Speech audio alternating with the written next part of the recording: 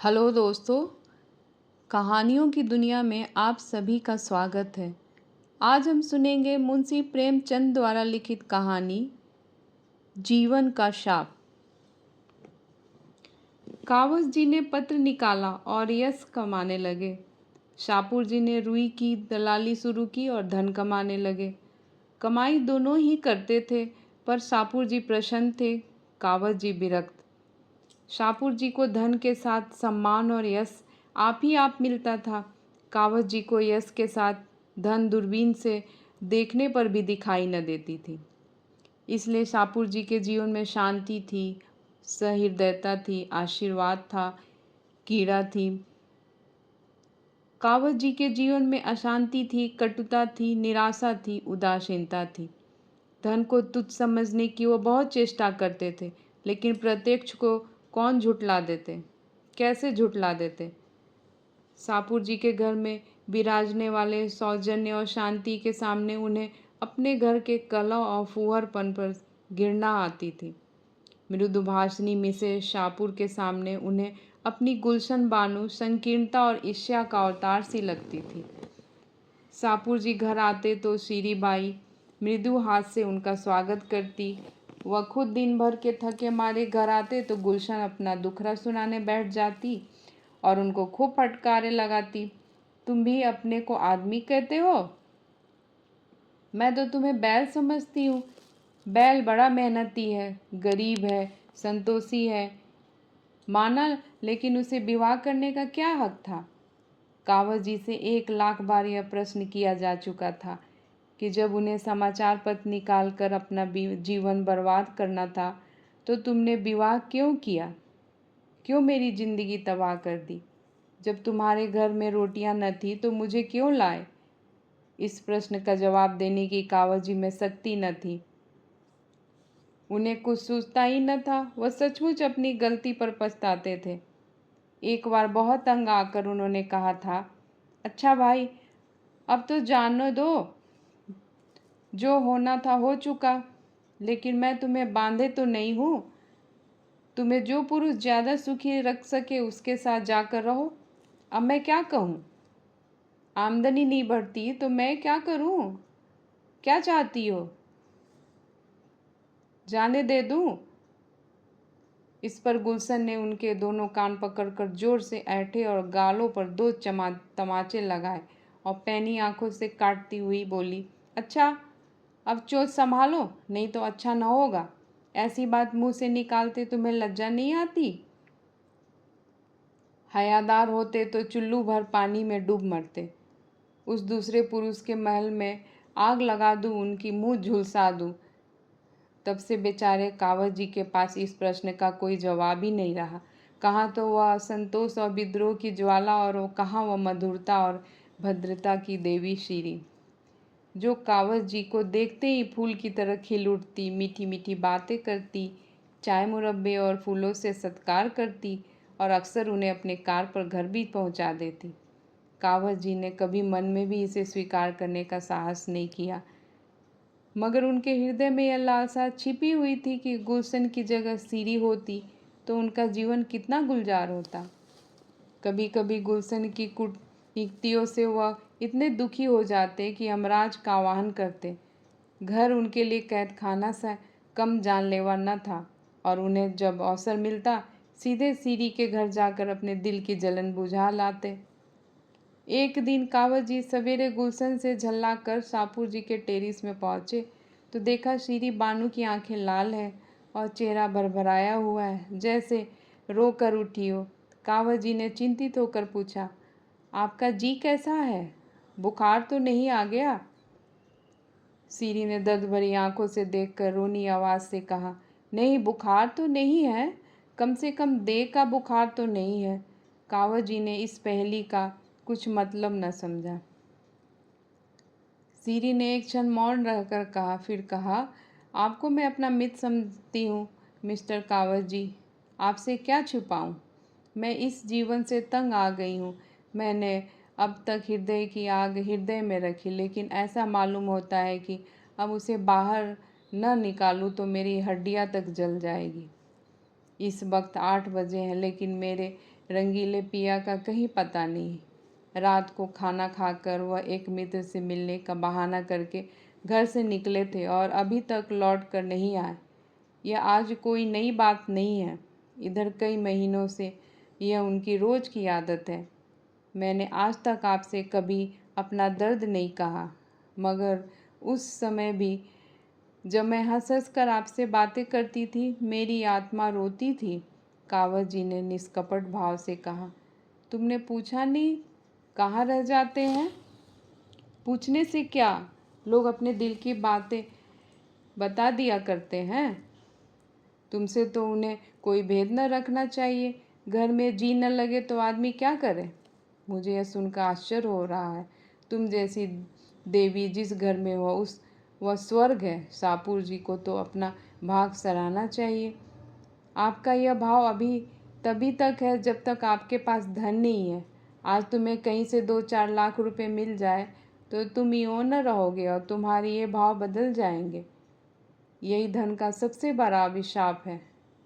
ऊपरी सुख शांति के नीचे कितनी आग है। यह तो उसी वक्त खुलता है जब ज्वालामुखी फट पड़ता है। वह समझते हैं धन से घर भरकर उन्होंने मेरे लिए वह सब कुछ कर दिया जो उनका कर्तव्य था, और अब मुझे असंतुष्ट होने का कोई कारण नहीं। यह नहीं जानती कि ऐश के ऐसे सामान उस तहखानों में गरे हुए पदार्थों की तरह हैं जो मृत आत्मा के भोग के लिए रखे जाते हैं। कावत जी आज एक नई बात सुन रहे थे। उन्हें अब तक जीवन का जो अनुभव हुआ था वह यह था कि स्त्री अंतःकरण से विलासीन होती है। उस पर लाख प्राण बारो, उसके लिए मर ही क्यों न मिटो, लेकिन व्यर्थ है। वह केवल खरहरा नहीं चाहती, उसे कहीं ज़्यादा दाना और घास चाहती है। लेकिन एक यह देवी है जो विलास की चीज़ों को तुच्छ समझती है और केवल मीठे स्नेह और सहवास से ही प्रसन्न रहना चाहती है। उनके मन में गुदगुदी सी उठी, जिससे मिसेस सापुर ने फिर कहा, उनका यह व्यापार मेरे बर्दाश्त के बाहर हो गया है। मिस्टर कावस जी, मेरे मन में विद्रोह की ज्वाला उठ रही है और मैं धर्मशास्त्र और मर्यादा इन सभी का आश्रय लेकर भी त्राण नहीं पाती।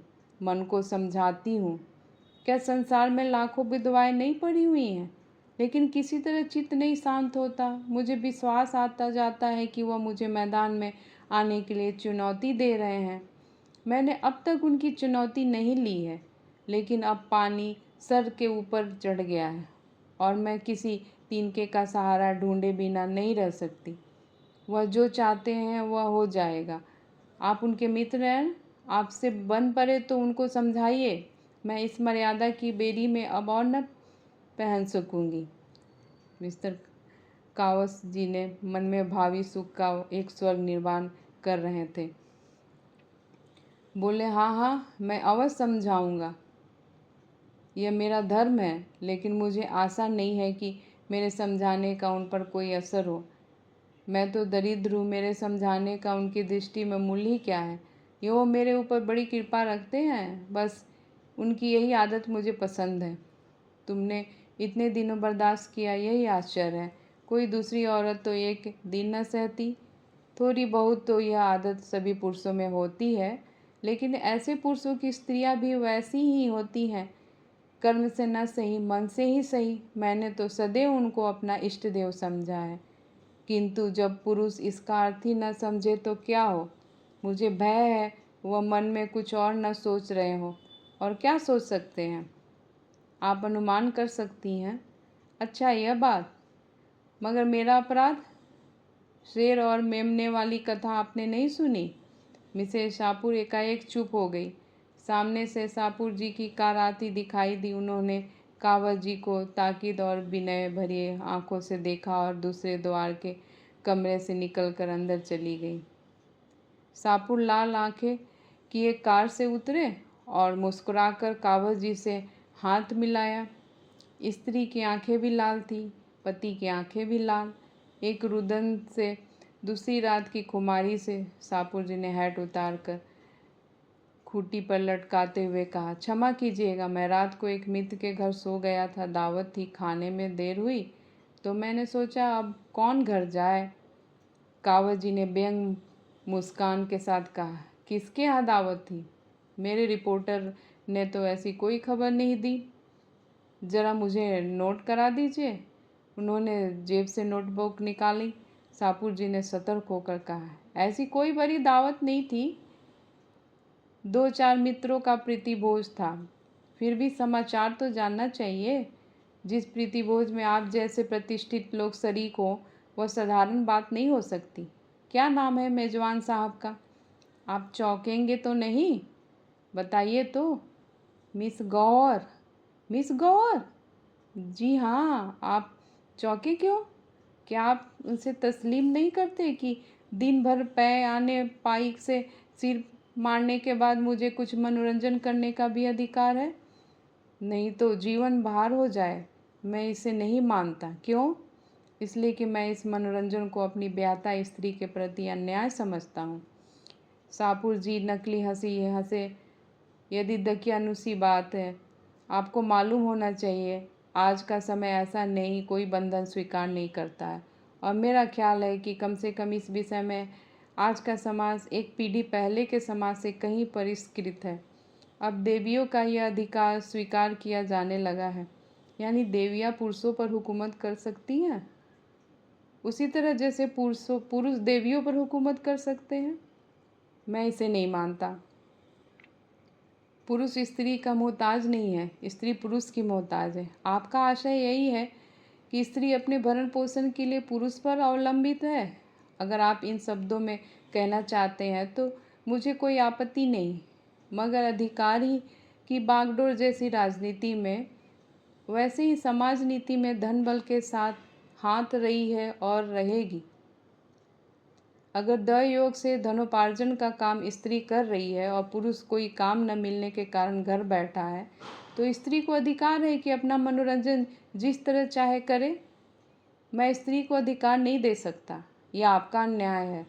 बिल्कुल नहीं। स्त्री पर प्रकृति ने ऐसे बंधन लगा दिए हैं कि वह जितना भी चाहे पुरुष की भांति स्वच्छंद नहीं रह सकती और न पशु बल में पुरुष का मुकाबला ही कर सकती है।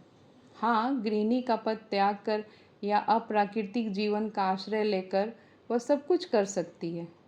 आप लोग उसे मजबूर कर रहे हैं कि अप्राकृतिक जीवन का आश्रय ले। मैं ऐसे समय का कल्पना ही नहीं कर सकता जब पुरुषों का आधिपत्य स्वीकार करने वाले औरतों का काल पड़ जाए। कानून और सभ्यता मैं नहीं जानता। पुरुषों ने स्त्रियों पर हमेशा राज किया है और करेंगे। सहसा कावत जी ने पहलू बदला। इतनी थोड़ी सी देर में ही वो अच्छे खासे कूटनीति चतुर हो गए थे। सापुर जी को प्रशंसा सूचक आंखों से देखकर बोले, तो हम और आप दोनों एक विचार के हैं। मैं आपकी परीक्षा ले रहा हूँ। मैं भी स्त्री को गृहिणी, माता और स्वामिनी सब कुछ मानने को तैयार हूँ, पर उसे स्वच्छंद नहीं देख सकता। अगर कोई स्त्री स्वच्छंद होना चाहती है तो उसके लिए मेरे घर में स्थान नहीं है। अभी मिसेस शाहपुर की बातें सुनकर मैं दंग रह गया। मुझे इसकी कल्पना भी न थी कि कोई नारी मन में इतने विद्रोहात्मक भावों को स्थान दे सकती है। मिस्टर शाहपुर की गर्दन की नसें तन गई, नथने फूल गए। कुर्सी से उठकर बोले, अच्छा तो अब सीरी ने यह ढंग निकाला। मैं अभी उसे पूछता हूँ, आपके सामने पूछता हूँ, अभी फैसला कर डालूँगा। मुझे उसकी परवाह नहीं है, किसी की परवाह नहीं है। बेवफा औरत, जिसके हृदय में जरा भी संवेदना नहीं, जो मेरे जीवन में जरा सा आनंद भी नहीं सह सकती, मैं उसके आंचल में बंद बंद घूमूं। सापुर से यह आशा रखती है। अभागिन भूल जाती है कि आज मैं आंखों का इशारा कर दूं तो 101 सीरियाँ मेरे उपासना करने लगे। जी हाँ, मेरे इशारों पर नाचे। मैंने उसके लिए जो कुछ किया, बहुत कम पुरुष किसी स्त्री के लिए करते हैं। मैंने उन्हें ख्याल आ गया कि वह ज़रूर से ज़्यादा बहके जा रहे हैं। सीरी ने प्रेममय सेवाएं याद आई, रुक कर बोले, लेकिन मेरा ख्याल है कि वह अब भी समझ से काम ले सकती है। मैं उसका दिल नहीं दुखाना चाहता। मैं यह भी जानता हूँ कि वह ज़्यादा से ज़्यादा जो कर सकती है वो शिकायत है। इसके आगे बढ़ने की हिमाकत वो नहीं कर सकती। औरतों को मना लेना बहुत मुश्किल नहीं, कम से कम मुझे तो यही तजुर्बा है। कावत जी ने खंडन किया, मेरा तजुर्बा तो कुछ और है। हो सकता है, मगर आपके पास खाली बातें हैं, मेरे पास लक्ष्मी का आशीर्वाद है। जब मन में विद्रोह के भाव जम गए तो लक्ष्मी के टाले भी नहीं टल सकते। शाहपुर जी ने विचारपूर्ण भाव से कहा, शायद आपका विचार ठीक है। कई दिन के बाद कावड़ जी की सीरी से पार्क में मुलाकात हुई। वो इसी अवसर की खोज में थे। उनका स्वर्ग तैयार हो चुका था, केवल उसमें सीरी की प्रतिष्ठित करने की कसर थी। उस शुभ दिन की कल्पना में वो पागल से हो रहे थे। गुलशन को उन्होंने उसके मैके भेज दिया था। भेज क्या दिया था, वो रूठ कर चली गई थी। जब शीरी उनकी दरिद्रता का स्वागत कर रही थी तो गुलशन की खुशामद क्यों की जाए। लपक कर शीरी के हाथ मिलाया और बोले, आप खूब मिली, मैं आज आने वाला था। शीरी ने गिला करते हुए कहा, आपकी राह देखते देखते आंखें थक गई। आप भी जवानी हमदर्दी ही करना चाहते हैं। आपको क्या खबर, इन कई दिनों में मेरी आंखों से कितने आंसू बहे हैं। कावजी ने सीरी बानू की उत्कंठपूर्ण मुद्रा देखी, जो बहुमूल्य रेशमी साड़ी की आप से और भी दमक उठी थी, और उनका हृदय अंदर से बैठता हुआ जान पड़ा। उस छात्र की सी दशा हुई जो आज अंतिम परीक्षा पास कर चुका हो और जीवन का प्रश्न उसके सामने अपने भयंकर रूप में खड़ा हो। काश वह कुछ दिन और परीक्षाओं की भूलभुलैयों में जीवन के स्वप्नों का आनंद ले सकता। उस स्वप्न के सामने यह सत्य कितना डरावना था। अभी तक कावज जी ने मधुमक्खी का शहद ही चखा था। उस समय वह उनके मुख पर मंडरा रही थी कि वह डर रहे हैं थे कि कहीं डंक न मारे। दबी आवाज़ से बोले, मुझे यह सुनकर बड़ा दुख हुआ। मैंने तो शाहपुर को बहुत समझाया था। शीरी ने उनका हाथ पकड़कर एक बेंच पर बिठा दिया और बोली, उन पर अब समझाने बुझाने का कोई असर न होगा, और मुझे भी क्या गरज पड़ी है कि मैं उनके पांव सहलाती रहूं। आज मैंने निश्चय कर लिया है, अब उस घर में लौट कर न जाऊंगी। अगर उन्हें अदालत में जलील होने का शौक़ है तो मुझ पर दावा करें, मैं तैयार हूँ। मैं जिसके साथ नहीं रहना चाहती उसके साथ रहने के लिए ईश्वर भी मुझे मजबूर नहीं कर सकता। अदालत क्या कर सकती है? अगर तुम मुझे आश्रय दे सकते हो तो मैं तुम्हारे बनकर रहूँगी, तब तक तुम मेरे पास रहोगे। अगर तुम में इतना आत्मबल नहीं है तो मेरे लिए दूसरे द्वार खुल जाएंगे। अब साफ साफ बताओ, क्या वह सारी सहानुभूति जवानी थी? कावत जी ने कलेजा मजबूत करके कहा, नहीं नहीं सीरी, खुदा जानता है मुझे तुमसे कितना प्रेम है। तुम्हारे लिए मेरे हृदय में स्थान है। मगर गुलशन का क्या करोगे? उसे तलाक दे दूंगा। हाँ, यही मैं भी चाहती हूँ। तो मैं तुम्हारे साथ चलूँगी। अभी इसी दम शाहपुर से अब मेरा कोई संबंध नहीं है। कावत जी को अपने दिल में कंपन का अनुभव हुआ। बोले, लेकिन अभी तो वहाँ कोई तैयारी नहीं है। मेरे लिए किसी तैयारी की ज़रूरत नहीं, तुम सब कुछ हो। टैक्सी ले लो, मैं इसी वक्त चलूँगी। कावत जी टैक्सी की खोज में पार्क से निकले। वह एकांत में विचार करने के लिए थोड़ा सा समय चाहते थे। इस बहाने से उन्हें समय मिल गया। उन पर अब जवानी का वह नशा न रहा जो विवेक की आंखों पर छाकर बहुधा हमें गड्ढे में गिरा देता है। अगर कुछ नशा था तो अब तक हिरन हो चुका था। वह किस फंदे में गला डाल रहे थे वह खूब समझते थे। शाहपुर जी उन्हीं मिट्टी में मिला देने के लिए पूरा जोर लगाएंगे, यह भी उन्हें मालूम था। गुलशन उन्हें सारी दुनिया में बदनाम कर देगी, यह भी वह जानते थे। यह सब विपत्तियां झेलने को तैयार थे। शाहपुर की जवान बंद करने के लिए उनके पास काफ़ी दलीलें थी। गुलशन को भी स्त्री समाज में अपमानित करने का उनके पास काफ़ी मसाला था। डर था तो यह कि सीरी का यह प्रेम टिक सकेगा या नहीं। अभी तक सीरी ने केवल उनके सौजन्य का परिचय पाया है, केवल उनकी न्याय, सत्य, उदारता से भरी बातें सुनी हैं। इस क्षेत्र में शाहपुर जी से उन्होंने बाजी मारी है, लेकिन उनके सौजन्य और उनकी प्रतिमा का जादू उनके बेसरो सामान घर में कुछ नहीं रहेगा, इसमें उन्हें संदेह था। हलवे की जगह चुपड़ी रोटियां भी मिले तो आदमी सब्र कर सकता है। रूखी भी मिल जाए तो वह संतोष कर लेगा, लेकिन सूखी घास सामने देखकर तो ऋषि मुनि भी जामे से बाहर हो जाएंगे। श्री उनसे प्रेम करती है, लेकिन प्रेम के त्याग की भी तो सीमा है। 2-4 दिन भावुकता के उन्माद में यह सब सब्र कर ले, लेकिन भावुकता कोई टिकाऊ चीज़ तो नहीं है। वास्तविकता के आघातों के सामने यह भावुकता के कै दिन टिकेगी। उस परिस्थिति की कल्पना करके कावस जी काँप उठे। अब तक वह रनिवास में रही है, अब उसे अब खपरेल का कॉटेज मिलेगा जिसके फर्श पर कालीन की जगह टाट भी नहीं। कहाँ वर्दीपोश नौकरों की पलटन, कहाँ एक बुढ़िया मामा की संदिग्ध सेवाएं जो बात बात पर भुनभुनाती है, धमकाती है, कोसती है। उनका आधा वेतन तो संगीत सिखाने वाला मास्टर ही खा जाएगा, और सापुर जी ने कहीं ज़्यादा कमीनापन से काम लिया तो उनको बदमाशों से पिटवा भी सकते हैं। पिटने से वह नहीं डरते, यह तो उनकी फतह होगी, लेकिन सीरी की भोग लालसा पर कैसे विजय पाएं? बुढ़िया मामा जब मुंह लटकाए आकर उनके सामने रोटियां और सालन परोस देगी, तब सीरी के मुख पर कैसी विघ्न विरक्ति छा जाएगी।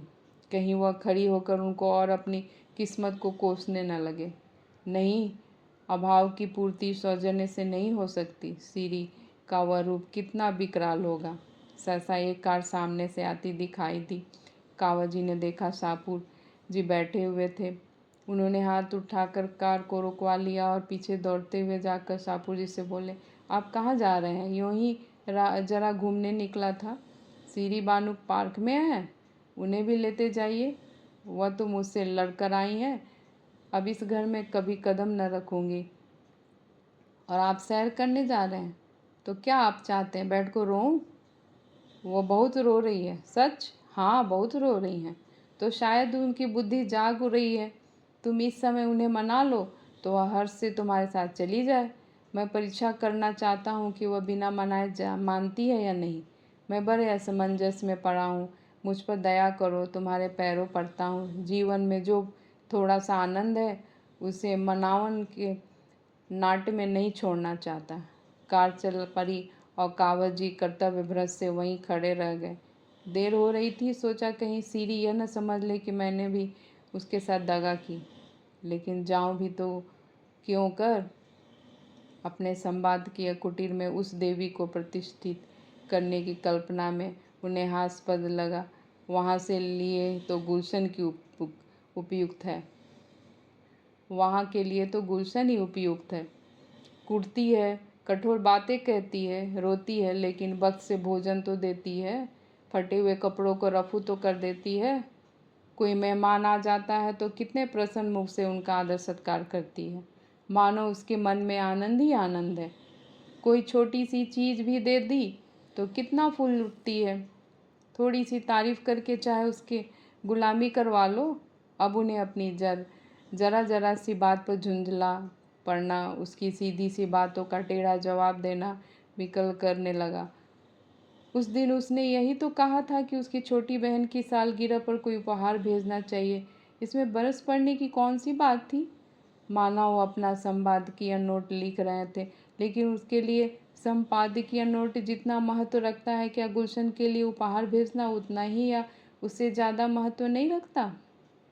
बेशक उनके पास उस समय रुपए न थे, तो क्या वह मीठे शब्दों में यह नहीं कह सकते थे, डार्लिंग मुझे खेद है, अभी हाथ खाली है, 2-4 रोज में मैं कोई प्रबंध कर दूंगा।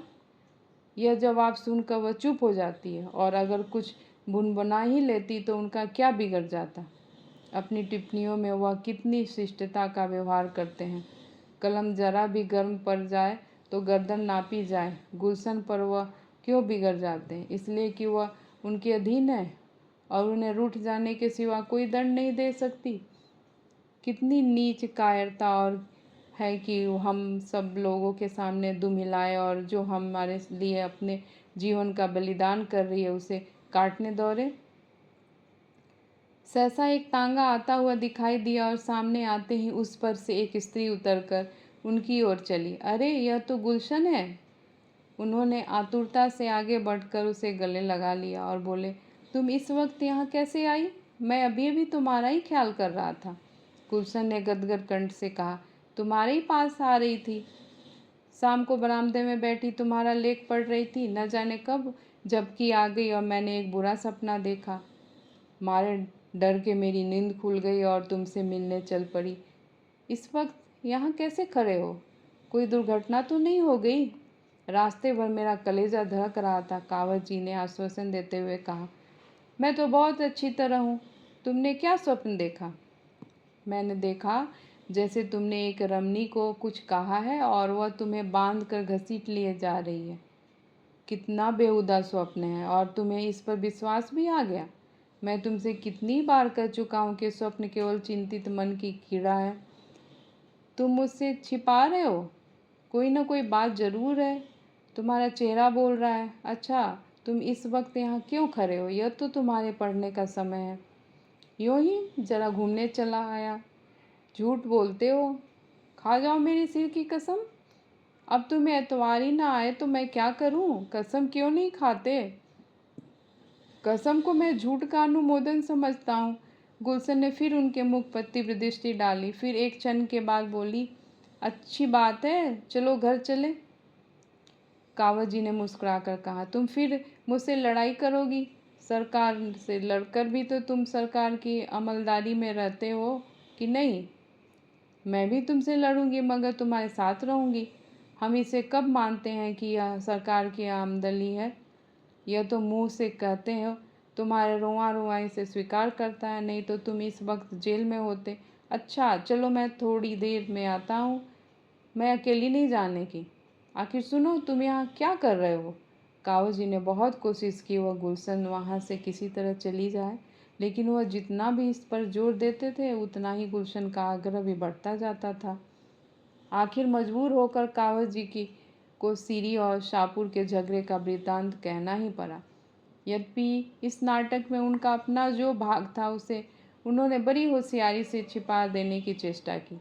गुलशन ने विचार करके कहा, तो तुम्हें भी यह सनक सवार हुई? कावत जी ने तुरंत प्रतिपाद किया, कैसी सनक? मैंने क्या किया? अब यह तो इंसानियत नहीं है कि एक मित्र की स्त्री मेरी सहायता मांगे और मैं बगले झाँकता लगूं। झूठ बोलने के लिए बड़ी अकल की ज़रूरत होती है प्यारे, और वह तुम में नहीं है, समझे? चुपके से जाकर श्री बानू को सलाम करो और कहो कि आराम से अपने घर बैठे। सुख कभी संपूर्ण नहीं मिलता। विधि इतना घोर पक्षपात नहीं कर सकता। गुलाब में कांटे नहीं होते हैं। अगर सुख भोगना है तो उसे दोषों के साथ भोगना ही पड़ेगा। अभी विज्ञान ने ऐसी कोई उपाय नहीं निकाला कि हम सुख के कांटों को अलग कर सके। मुफ्त का माल उड़ाने वाली ऐसी के सिवा और सूझेगी क्या? अगर धन सारी दुनिया का विलास न मोल लो लेना चाहते हो तो धन ही कैसा? सीरी के लिए भी क्या वे द्वार नहीं खुले हैं? शाहपुर जी के लिए खुले हैं। उससे कहो शाहपुर के घर में रहे, उनके धन को भोगे और भूल जाए कि वह शाहपुर की स्त्री है, उसी तरह जैसे शाहपुर भूल गया है कि वह सीरी का पति है। जलना और कुड़ना छोड़कर विलास का आनंद ले। उसका धन एक से एक रूपवान विद्वान युवकों को खींच लगेगा। तुमने ही एक बार मुझसे कहा था कि एक जमाने में फ्रांस में धनवान विलासिनी महिलाओं का समाज पर आधिपत्य था। उनके पति सब कुछ देखते थे और मुंह खोलने का साहस न करते थे, और मुंह क्या खोलते हुए खुद इसी धुन में मस्त थे। यही धन का प्रसाद है। तुमसे न बने तो चलो मैं श्री को समझा दूँ। अयास मर्द की स्त्री अगर अयास न हो तो यह उसकी कायरता है, लतखोरपन है। कावत जी ने चकित होकर कहा, लेकिन तुम भी तो धन की उपासक हो। गुलशन ने शर्मिंदा होकर कहा, यही तो जीवन का शाप है। हम उसी चीज़ पर लपकते हैं जिसमें हमारा मंगल है, सत्यानाश है। मैं बहुत दिन पापा के इलाके में रही हूँ। चारों तरफ किसान और मजदूर रहते थे। बेचारे दिन भर पसीना बहाते थे, शाम को घर जाते। अय्याशी और बदमाशी का कहीं नाम न था। और यहाँ शहर में देखती हूँ सभी बड़े घरों में यही रोना है। सबके सब हथकंडों से पैसे कमाते हैं और अस्वाभाविक जीवन बिताते हैं। आज तुम्हें कहीं से धन मिल जाए तो तुम भी शाहपुर बन जाओगे, निश्चय। दोस्तों, इस कहानी को सुनने के लिए आपका बहुत बहुत धन्यवाद। मैं फिर हाजिर होंगी एक नई कहानी के साथ। तब तक के लिए नमस्कार।